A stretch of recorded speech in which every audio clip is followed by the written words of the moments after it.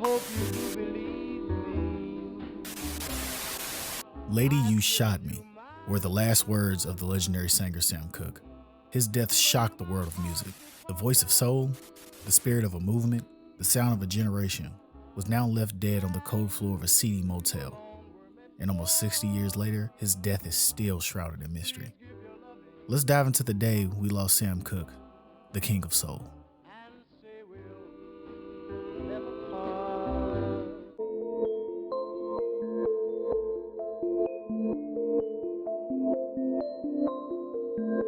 Let's start at the beginning before we get into the night that changed music forever. Sam Cooke was born Samuel Cooke on January 2nd, 1931, in Clarksdale, Mississippi, and was the fifth of 8 children. He grew up in Chicago singing in his father's church, but then joined another gospel group called the Highway QCs at 14. He sang in the group for 5 years before joining another gospel group, the Soul Stirrers. Sam became the group's leader and was signed to Specialty Records. Some of the group's songs included "Jesus Gave Me Water," "Peace in the Valley," "Be With Me Jesus," and "Touch the Hem of His Garment." These songs showcase Sam's distinctive voice and ability to blend gospel and secular styles. He was often credited for bringing gospel music to the attention of younger crowds and listeners, mainly girls who would rush the stage when the group performed just to see him. In 1953, he married his first wife, Dolores Mohawk. But his gospel career ended in 1956 when he left the Soul Stirrers to pursue a solo career in pop and R&B music. In 1957, he signed to King Records and added the E to the end of his name to signify a new start to his life and his transition from gospel to secular music. His first hit song with them was "You Send Me." It was #1 on Billboard's R&B charts for 6 weeks and had mainstream success. A year later, in 1958, he divorced Dolores after 5 years of marriage. That same year, he married his second wife, Barbara Campbell, which he had 3 children with: Linda in 1953, Tracy in 1960, and Vincent in 1961. Cooke signed with RCA. Wait a minute. 1953? Wasn't he still with his first? Sorry, but we need to make a quick detour. So apparently, he had a darker personal life behind that squeaky clean image as an artist. He had a child out of wedlock with Barbara, Linda, and abandoned them to avoid a scandal as a gospel singer. He was notorious for cheating on his wives with numerous women, including singers, models, and prostitutes. He allegedly got 3 women pregnant in both of his marriages. The first kid was Keith Boland, who was born in 1957. In his teen years, Keith was in an R&B duo called Chi Chi and Peppy and had a US Hot 100 hit with "I Know I'm in Love." The second kid was Carla Cooke, who was born in 1962 and is an accomplished singer also. I couldn't find any information about the third kid, so I chalked it up as speculation. Sam was so known as a womanizer, his friend, Bumps Blackwells, would say, Sam would walk past a good girl to get to a whore. Man, I didn't know Sam was a wild boy like that. Oh yeah, let's get back on track. Victor record label in 1960 having been offered a guaranteed $100,000, which is with inflation over $1 million in today's money. One of his first singles on the label was Chain Gang, which received #2 on Billboard's pop charts, and it was followed up by more singles like Bring It On Home to Me, Cupid, and Twisting the Night Away. A year later, in 1961, he founded his own record label, SAR Records. He was the first black artist to have creative control over his music and business affairs. There he signed talents like the Sim Twins and the Valentinos, whose lead singer was his protege, Bobby Womack. The revolution will not be televised, will not be televised, will not be televised, will not be televised. The revolution will be no rerun, brothers. The revolution will be live.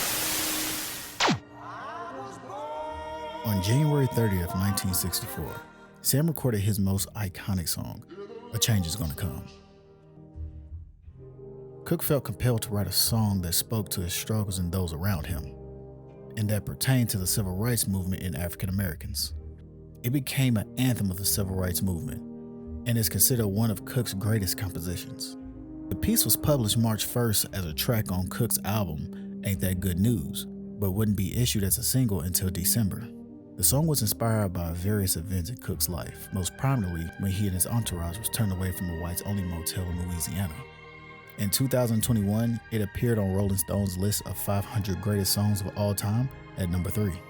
But Sam wasn't a big fan of the song. When showing his protege Bobby Womack the song, he responded, "It sounds like death." Cooke replied, Man, that's how it sounds to me. The testimony of Elisa Boyer, alleged companion of Mr. Cooke that night, and Bertha Franklin, the motel's manager, pieced together the only account of the incident that night, and it follows. Sam put into the Hacienda Motel with Elisa around 2 a.m. At the front desk, he asks for a room under his name. Seeing her in the car, Bertha tells Sam, "You must sign in as Mr. and Mrs. Cooke." After getting the keys from her, he drives around to the room at the back of the motel. Elisa claims she then was forced into the room, pinned to the bed, and stripped out of her clothes down to just a slip by Cooke. Elisa testified to the police, quote, "I knew he was going to rape me." Sam then allowed her to freshen up in the bathroom. While there, she attempted to escape through the window, but it was painted shut. When she eventually came out, he was completely naked on the bed. He then got up and he headed to the bathroom himself. While in there, Elisa grabbed the pile of clothes on the ground, accidentally grabbing Cooke's clothes too, and escaped from the hotel room. She ran down to Bertha's office, beating on the door for help, but she wasn't answering fast enough, so she fled the motel and ran down the street to the nearby phone booth. She got dressed and called the police, reported that she's been kidnapped. While all this is happening, Sam emerges from the bathroom and sees that Elisa and his clothes are gone. He puts on the only clothes he has left, a sports coat and a shoe, and rushes down to Bertha's office and pounds on her door. "Is the girl in there?" he yelled. When she said no, Sam started shoulder ramming the locked door, trying to get in and find Elisa. The door frame gave in. Sam gets in the office and grabs Bertha. "Where's the girl?" he yells at her while they wrestle to the ground. Bertha tells the police, quote, "He fell on top of me. I tried to bite him through that jacket, biting and scratching and everything. Finally, I got up, kicked him, I run, grabbed the pistol off the TV, and I shot, at close range, 3 times, end quote. 2 of the bullets missed him, but the 3rd hit him on his left side through both his lungs and his heart. Sam fell to the ground, saying, "Lady, you shot me." She continued to report that after the shot, he got up and ran at her. This time she hit him over the head with a broom handle, and he stayed down. He was pronounced dead around 2:40 a.m. when the police arrived at the scene. 5 days later, at the coroner's inquest, Bertha and Elise recounted these testimonies in a quick proceeding where Cooke's lawyer reportedly was only allowed to ask a single question. The shooting was declared a justified homicide and the case was closed. Even though this is the official incident report by the courts, some people believe there's more to the story than the accounts given by the witnesses. One of the alternative stories is that his death was a robbery gone wrong. Earlier that night at Martoni's, the restaurant where Sam met Elisa, employees saw him carrying around $5,000 in cash. However, when the police investigated the crime scene, he only had a money clip with $108 in it, and in his car, only a few loose coins.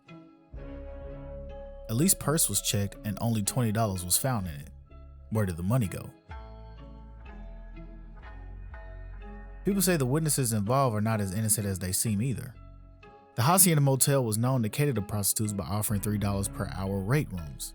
A month after the shooting, Elise was arrested on prostitution charges in Hollywood, and Bertha was an actual madam who had a criminal record. So some are implying that it's possible that Sam might have paid her for sex and it turned into a botched robbery. Also, side note, in 1979, Elisa was found guilty of second-degree murder in the death of her boyfriend. Another theory is that Sam was murdered by the Mafia. At the time, the Mafia ran the music industry and made money off of artists, record labels, and publishing. Sam had the idea to get the top black singers to get their money together and start their own record label so they can control the money and direction of their careers.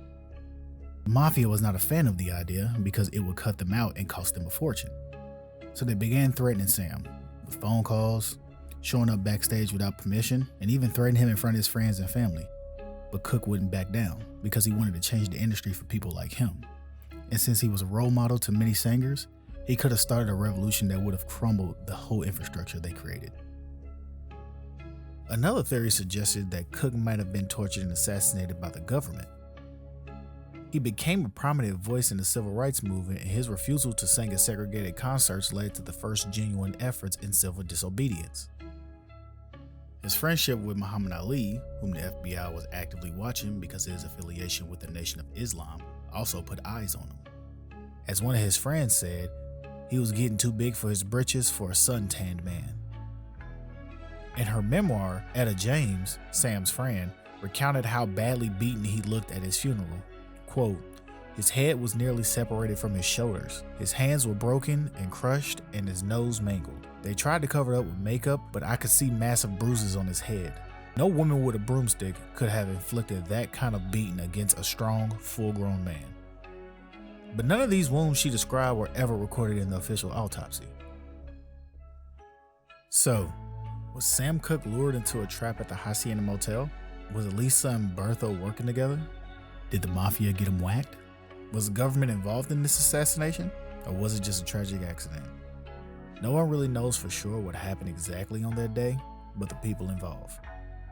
But we do know that his life was cut short at 33, and still, his music inspires and influences generations of musicians and fans. He left behind a legacy of timeless songs that still resonate with listeners today.